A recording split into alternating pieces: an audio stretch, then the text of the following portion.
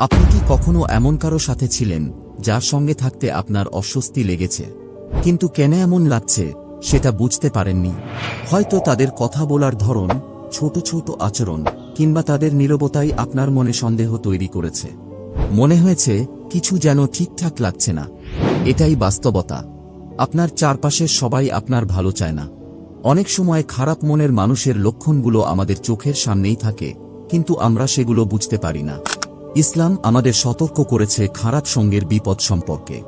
খারাপ সঙ্গ আপনার আত্মাকে ধ্বংস করতে পারে।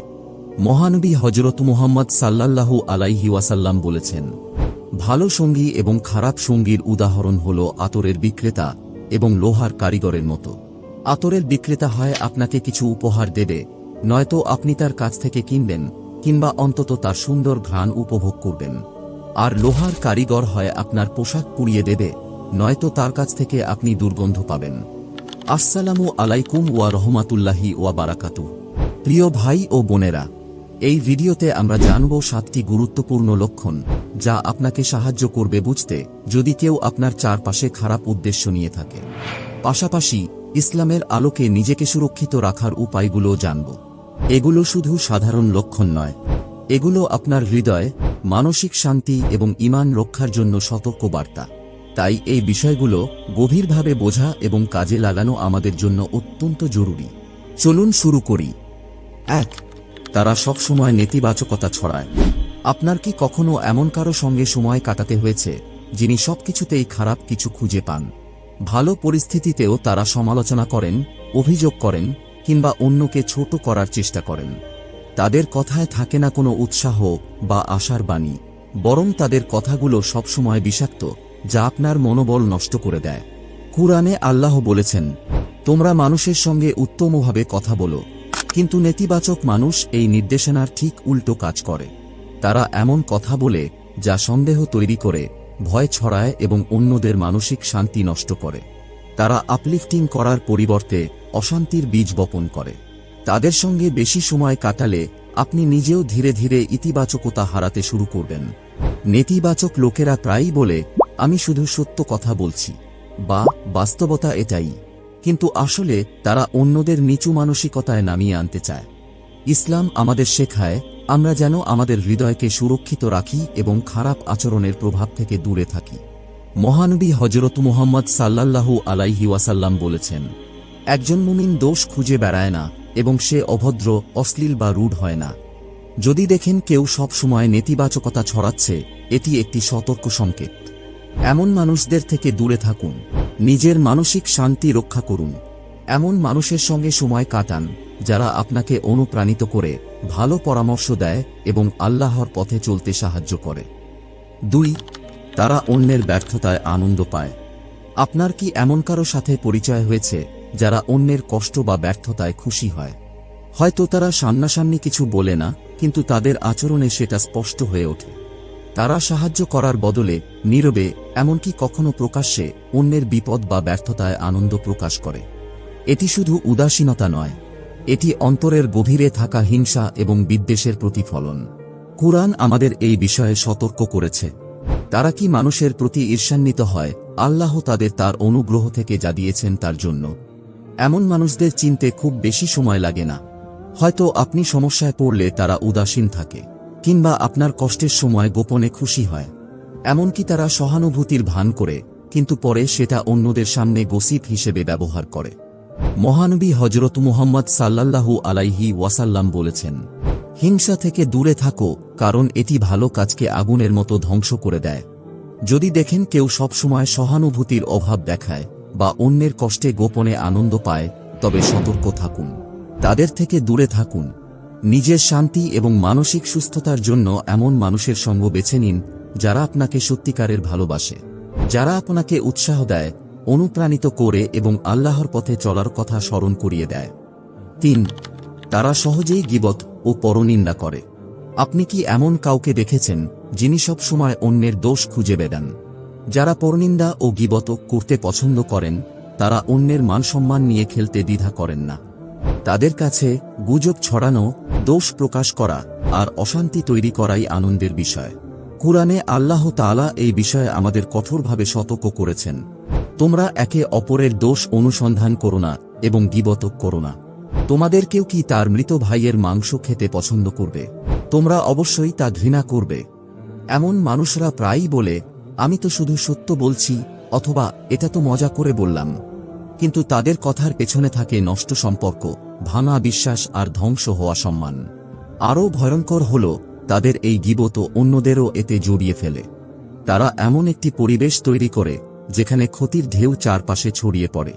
মহানবী হযরত মুহাম্মদ সাল্লাল্লাহু আলাইহি ওয়াসাল্লাম বলেছেন, সবচেয়ে নিকৃষ্ট মানুষ হল তারা যারা দুই মুখ। এক দলের কাছে এক রকম, আরেক দলের কাছে আরেক রকম।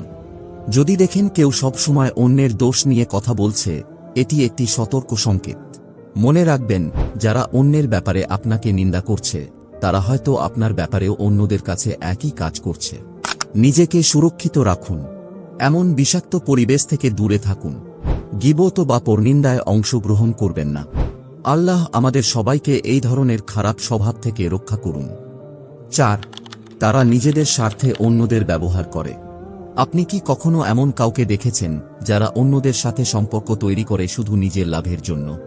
তারা মিথ্যা বলে, প্রশংসা করে বা অপরাধবোধ সৃষ্টি করে অন্যদের নিয়ন্ত্রণ করতে চায়। তাদের কাছে মানুষ কোনো বন্ধু নয়, বরং তারা শুধু তাদের কাজে লাগানোর উপকরণ। কুরআনে আল্লাহ তাআলা এমন প্রতারণামূলক আচরণ সম্পর্কে আমাদের সতর্ক করেছেন। তারা আল্লাহ এবং মুমিনদের প্রতারণা করতে চায়, কিন্তু তারা কেবল নিজেদেরকেই প্রতারিত করে, অথচ তারা তা বোঝে না। এমন মানুষদের কথা শুনে মনে হয় তারা আপনার মঙ্গল চায়। তারা আপনাকে সেই কথা বলবে যা আপনি শুনতে চান, কিন্তু সময়ের সাথে সাথে তাদের আসল উদ্দেশ্য পরিষ্কার হয়ে যাবে। তারা কেবল আপনার কাছ থেকে লাভ নিতে চায়, আপনার মনোভাব বা ভালোবাসা নিয়ে তাদের কোনো চিন্তা নেই। মহানবী হযরত মুহাম্মদ সাল্লাল্লাহু আলাইহি ওয়াসাল্লাম বলেছেন, আল্লাহর কাছে সবচেয়ে প্রিয় মানুষ সেই যারা অন্যদের সবচেয়ে বেশি উপকারে আসে। যদি আপনি দেখেন কেউ সব সময় আপনাকে এমন কিছু করতে বাধ্য করছে যা আপনার জন্য ভালো না, তবে এটি একটি সতর্ক সংকেত। নিজেদের সুরক্ষিত রাখতে সীমানা নির্ধারণ করুন। এমন সম্পর্ক তৈরি করুন যা সত্যিকারের ভালোবাসা এবং সহানুভূতির ওপর ভিত্তি করে হয়, আর যেখানে কারো কোনো স্বার্থ থাকে না। 5. তারা সবকিছু নিয়ন্ত্রণ করতে চায়। আপনি কি এমন কাউকে চেনেন যিনি নিজের নিয়ন্ত্রণে সবকিছু রাখতে চান? তারা সব সময় অন্যদের উপর আধিপত্য বিস্তার করার চেষ্টা করে। মিথ্যা, ভয় দেখানো বা সূক্ষ্ম চাপে ফেলে অন্যদের চিন্তা ও সিদ্ধান্তের স্বাধীনতা কেড়ে নেয়। কুরআনে আল্লাহ তাআলা এমন আচরণের ব্যাপারে আমাদের সতর্ক করেছেন। তিনি বলেন, নিশ্চয়ই ফেরাউন নিজেকে মহৎ বলে প্রকাশ করেছিল এবং তার জনগণকে বিভিন্ন দলে বিভক্ত করেছিল। তাদের একটি দলকে সে নির্যাতন করত। আসলে এমন নিয়ন্ত্রণের প্রবণতা আসে তাদের নিজের ভেতরের ভয় এবং নিরাপত্তাহীনতা থেকে। তারা অন্যদের উপর ভরসা করতে পারে না। সব জিনিসগুলো স্বাভাবিকভাবে চলুক তা তারা চায় না। তারা সব সময় নিজের ইচ্ছা অন্যদের উপর চাপিয়ে দিতে চায়। অনেক সময় তারা এটিকে সহায়তা বা নেতৃত্ব হিসেবে দেখায়, কিন্তু তাদের আসল উদ্দেশ্য থাকে ক্ষমতা ধরে রাখা। মহানবী হযরত মুহাম্মদ সাল্লাল্লাহু আলাইহি ওয়াসাল্লাম আমাদের বিনয় ও পরামর্শের গুরুত্ব শিখিয়েছেন। তিনি বলেছেন, একজন নেতা তার জনগণের সেবক। যদি দেখেন কেউ সব সময় আপনাকে নিয়ন্ত্রণ করতে চায়, আপনাকে নিজের ইচ্ছার বিরুদ্ধে কিছু করতে বাধ্য করে, তবে সতর্ক হন। এমন আচরণ চিনে রাখুন। তাদের প্রভাব থেকে নিজেকে রক্ষা করুন। প্রকৃত শক্তি হল অন্যদের সম্মান করা, সবার মতামতকে মূল্য দেওয়া, নিজের ইচ্ছা অন্যদের উপর চাপিয়ে দেওয়া নয়। 6.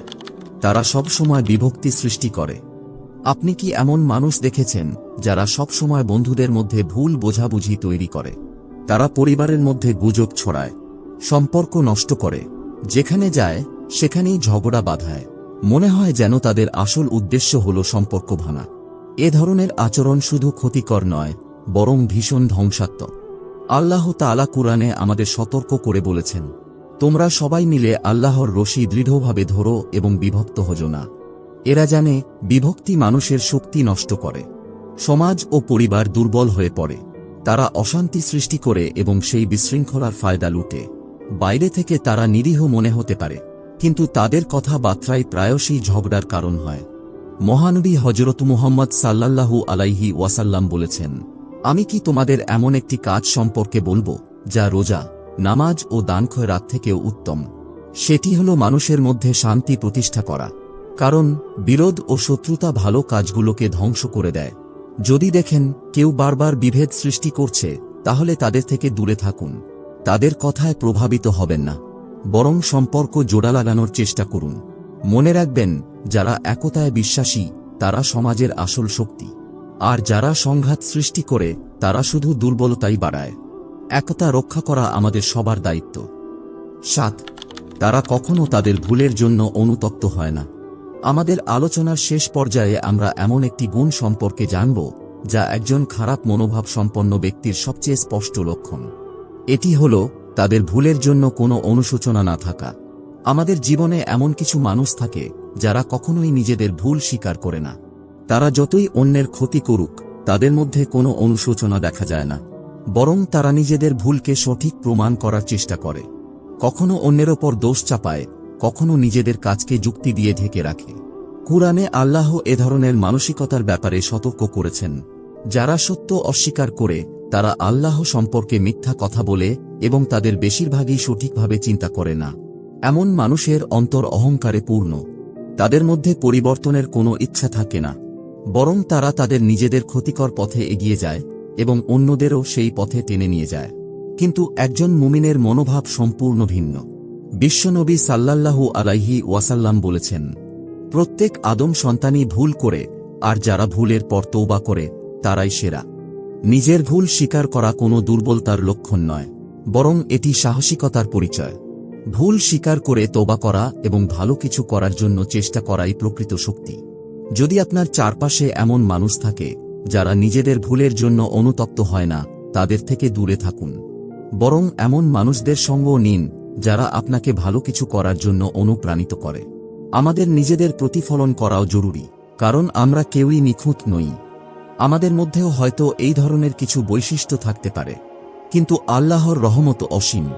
আল্লাহ বলেছেন, হে আমার বান্দাগণ, যারা নিজেদের উপর অন্যায় করেছ, আল্লাহর রহমত থেকে নিরাশ হয়েও না। নিশ্চয়ই আল্লাহ সব পাপ ক্ষমা করেন, তিনি ক্ষমাশীল, পরম দয়ালু। যদি নিজের মধ্যে এই ধরনের বৈশিষ্ট্য দেখেন, তবে এটি পরিবর্তনের একটি সুযোগ হিসেবে নিন। আল্লাহর কাছে ফিরে যান, তাঁর কাছে ক্ষমা চান এবং নিজেকে উন্নত করার জন্য চেষ্টা করুন। মহানবী সাল্লাল্লাহু আলাইহি ওয়াসাল্লাম বলেছেন, যারা তওবা করে তারাই সবার মধ্যে উত্তম। আর যদি কেউ আপনাকে কষ্ট দিয়ে থাকে, তবে আল্লাহর উপর ভরসা রাখুন। মনে রাখুন, বিচার একমাত্র আল্লাহর হাতে। তিনি সব দেখেন এবং সব জানেন। পরিশেষে একটি ছোট দোয়া করুন। হে আল্লাহ, আমার অন্তরকে পবিত্র করুন, আমাকে সঠিক পথে পরিচালিত করুন এবং আমার ভুলগুলো ক্ষমা করুন। আপনার যদি এই বার্তাটি ভালো লেগে থাকে, তবে এই দোয়াটি কমেন্টে লিখুন, হে আল্লাহ, আমার অন্তরকে পবিত্র করুন।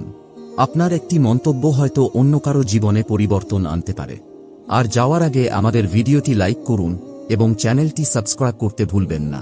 এটি একদম বিনামূল্যে, তবে আপনার এই ছোট কাজটি আমাদের এই ভিডিওটি আরও মানুষের কাছে পৌঁছাতে সাহায্য করবে।